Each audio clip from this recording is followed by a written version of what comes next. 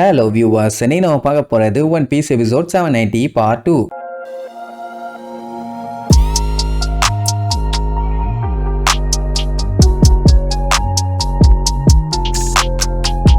Open பண்ணா நம்ம லூஃபியோட team அப்படியே டிராவல் பண்ணி வந்துட்டு இருக்கும்போது இடையில ஒரு இடத்துல மாட்டிக்குவாங்க. அட வேற ஒண்ணும் இல்ல, அது ஸ்டார்ச் சிரப் இருக்க ஏரியா. நைட் ஆனா அந்த இடமே கோல்ட் ஆனதுனால அப்படியே அது உறைஞ்சு போச்சு. இவங்களும் நெருப்பு காமிச்சு எவ்வளவோ ஊருக்கு ட்ரை பண்ணுவாங்க, ஒண்ணு வேலைக்கு ஆகல. என்ன சுத்தி இருக்க இடத்த நக்கி பார்த்தா நல்லா டேஸ்டா இனிப்பா இருக்குது. சரி இப்படி மட்டும் இருந்தா பரவாயில்ல, தங்கிட்டு அடுத்த நாள் காலையில எந்திரிச்சு போலாம். ஆனா அந்த இடத்த சுத்தி ஏகப்பட்ட எறும்புங்க இருக்குதுங்க, எல்லாமே பெரிய பெரிய சைஸ்ல. ஆல்ரெடி அது கூட சண்டை போட்டுதான் மட்டம் பண்ணி வச்சிருக்காங்க. மறுபடியும் இவங்க தூங்கும் போது எந்திரிச்சு வந்துருச்சுன்னா அவ்வளவுதான் பெரிய பஞ்சாயத்து. இப்போதைக்கு இவங்க பண்ண வேண்டிய ஒன்னே ஒண்ணு, அந்த இடத்தையே கம்ப்ளீட்டா சூடு பண்ணி உருக்கி விட்டு அதுக்கப்புறம் போகணும். அப்படி இல்லையா நைட்டு ஃபுல்லா இங்க தான் வெயிட் பண்ணி ஆகணும். சன்னு வந்தா மட்டும்தான் இந்த இடமே உருகும். இப்போதைக்கு வேற வழி இல்ல, உருக்கி தான் எஸ்கேப் ஆகணும். அதனால லூஃபியும் பெட்ரோவும் அந்த உருக்குற வேலையை பார்ப்பாங்க. மத்தவங்க எல்லாம் கப்பலை போட்டு இழுன்னு இழுத்துட்டு கிடப்பாங்க. இப்போதைக்கு அந்த எறும்புகளை இவங்க தூங்க போட்டிருக்காங்க. ஆனா எப்போ அது எந்திரிச்சு வரும்னு சொல்லவே முடியாது. வந்துச்சுன்னா டண்டனக்கா தான். அதுங்களுமே நல்லா குரட்டு விட்டு தூங்கிட்டு தான் இருக்கும். இதுக்கு முன்னாடி பெட்ரோ இந்த இடத்துக்கு வந்தப்போ அந்த எறும்புங்க அவனோட கப்பலை கம்ப்ளீட்டா சாப்பிட்டு முடிச்சிருச்சுங்க. அதனால இதுங்க கிட்ட கப்பலை கொஞ்சம் பார்த்து பத்திரமா வச்சுக்கணுமா. உடனே எல்லாத்துக்கும் ஆச்சரியம், இவன் எதுக்கு இங்க வந்தான்னு. அப்புறம் தான் அவன் ஒரு பெரிய கதை ஒண்ணு சொல்லுவான். என்னன்னா இதுக்கு முன்னாடி பெக்கோம்ஸும் பெட்ரோவும் பைரட்ஸா தான் இருந்தாங்க, அதாவது ஒன்னா தான் இருந்தாங்க. இதை கேட்கும் போது எல்லாத்துக்கும் அவ்வளவு ஷாக்கு.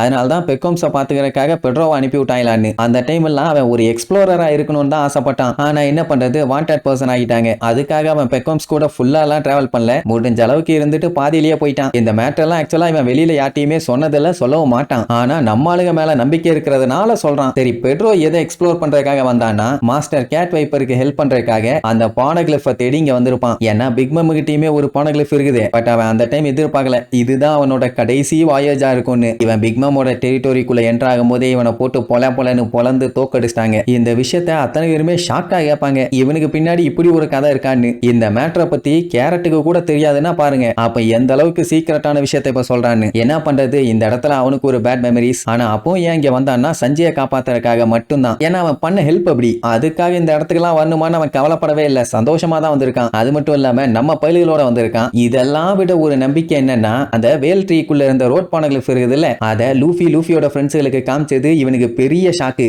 ஏன்னா அப்படியெல்லாம் யாருக்குமே அதை காட்ட மாட்டாங்க. கொசுக்கி கிளானை தவிர வேற யாரும் அதை வந்து பார்க்கவும் கூடாது. கடைசியா காமிச்சு 26 வருஷம் ஆகுது. அண்ட் அதுக்கப்புறம் இந்த பானகிளிஃபை காமிச்ச ஒரே ஒரு பைரட் குரூப் கோல்டி ரோஜர். இதெல்லாம் பார்த்ததுக்கு அப்புறம் தான் ரோஜர் வந்து ராஃப்டர்ல ரீச் பண்ணாரு. அதுக்கப்புறம் எல்லாருமே கிங் ஆஃப் த பைரட்னு அவரை கூப்பிட்டாங்க. இதெல்லாம் கேட்கும்போது லூஃபிக்கு அப்படியே புல்லரிக்கும். சோ டியூக்கும் கேட் வைப்பரும் இவங்களுக்கு இது கண்டிப்பா தேவைன்னு சொல்லி தான் அந்த ரோட் பானகிளிஃபை இவங்களுக்கு காமிச்சிருக்காங்க. அதுவும் இவங்க மேல அந்த அளவுக்கு நம்பிக்கை வச்சதுனால. சரி இப்போ கைடோவை காலி பண்ணிட்டு என்ன பண்ண போறீங்கன்னு கேட்டா அதை பத்தி நம்ம ஆளுங்க யோசிக்கவே இல்லை. ஆனா எப்படியும் அந்த பிக் மம் கிட்ட இருக்கே ரோட் பானகிளிஃப், அந்த விஷயம் இவங்களுக்கு தேவைப்படும். சொல்ல போனா இதுதான் இவங்களுக்கு இருக்கிற இப்போ ஒரே ஒரு பெரிய சான்ஸ். மறுபடியும் இந்த பானகிளிஃபுக்காண்டி எல்லாம் வந்து அதை தூக்கிட்டு போக முடியாது. ஏன் அப்படின்னா இந்த அளவுக்கு டீப்பா இப்ப உள்ள வந்த மாதிரி எல்லாம் மறுபடியும் வர்றது கஷ்டம். அதனால பெட்ரோ என்ன ஒரு ஐடியா சொல்லுவானா, சஞ்சியோட சேர்த்தி அந்த ரோட் பானகிளிஃபையும் சேர்த்தி ஆட்டைய போட்டலாமா. அப்பந்தான் ஒரே கல்லுல 2 மாங்கா.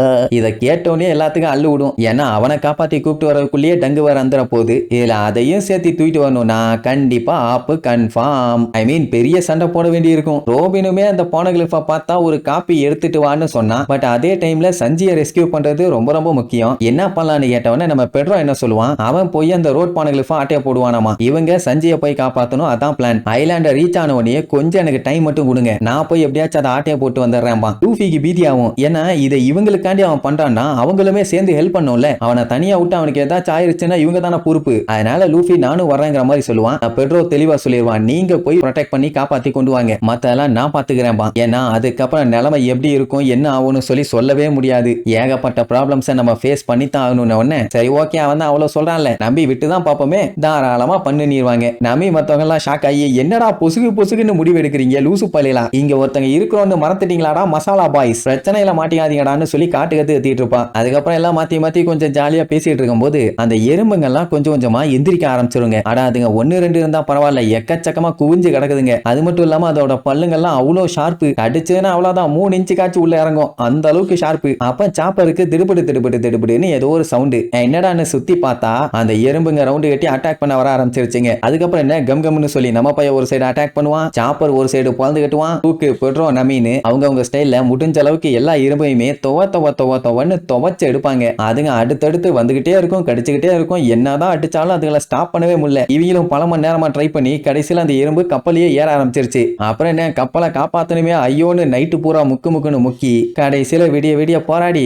எப்படியா பஞ்சாயத்தை சால்வ் பண்ணிட்டாங்க. ஆனா அத்தனை பேர்த்துக்கும் சரியான கடி. சரி தப்புச்சாச்சுன்னு சொல்லி ஆப்போசிட்ல பார்த்தா இவங்க எங்க வரணுமோ அங்க வந்துட்டாங்க. உடனே எல்லாத்துக்கிட்டையும் சொல்லுவான், அடிச்சு புரண்டு வந்து பார்ப்பாங்க. பார்த்தா ஹோல் கேக் ஐலாண்டு. பரவாயில்ல, பார்க்க நல்லா கலர்ஃபுல்லா சூப்பரா தான் இருக்குது. இந்த மாதிரி ஒரு கேக் ஐலாண்டுக்கு போனீங்கன்னா இந்த கேக்கை நீங்க வேற யார் கூட எல்லாம் ஷேர் பண்ணுவீங்க? கீழே கமெண்ட் பண்ணுங்க. சரி அப்படி இப்படின்னு பல பஞ்சாயத்துகளுக்கு அப்புறம் ஒரு வழியா அந்த கேக் ஐலாண்டுக்கு வந்து சேர்ந்துட்டாங்கன்னு வைங்க. இப்ப என்னன்னா அந்த கேக்கு எல்லாமே பார்க்க நல்லா தான் இருக்குது. ஆனா அங்க யாருமே இருந்த மாதிரியே தெரியல. சரி என்ன நடக்குதுன்னு பாப்போம். அங்க பெருசா ஒரு கேக் இருக்குது இல்ல, அதுதான் ஹோல் கேக் கேசல். அங்கதான் பிக் மம் வாழ்ந்துகிட்டு இருக்கான். அந்த இடத்துல ஒரு கேப் இருக்குது, அதுதான் செக்யூரிட்டி இல்லாத ஏரியா. புட்டிங்கும் அங்கதான் போக சொல்லியிருப்பான். அதனால பொறுமையா அந்த இடத்துக்கு போவாங்க. புட்டிங் மட்டும் இந்த மேட்டரை சொல்லனா இவங்க இவ்வளவு தூரம் வந்திருப்பாங்களான்னே தெரியல. ரைட் அந்த ஐலாண்ட் அப்படியே லுக் விட்டுட்டே வரும்போது பார்த்தா அங்க சஞ்சி வந்து நின்னுட்டு இருப்பான். அவ்வளவுதான், அவனை பார்த்த உடனே அம்புட்டு வரத்துக்கு செம ஹாப்பி. ஆமா அப்படியே கூப்பிட்டுட்டு கிளம்பிடலாம்ல, எதுக்கு தேவையில்லாத வேலை? சஞ்சி நாங்க வந்துட்டோம் போவாமா அப்படின்னு ஜாலியா கத்திட்டு போவாங்க. சரி இதுக்கப்புறம் சஞ்சயை கூப்பிட்டுக்கிட்டு சேஃப்டி அங்க இருந்து கிளம்பிட்டாங்களா இல்லையான்னு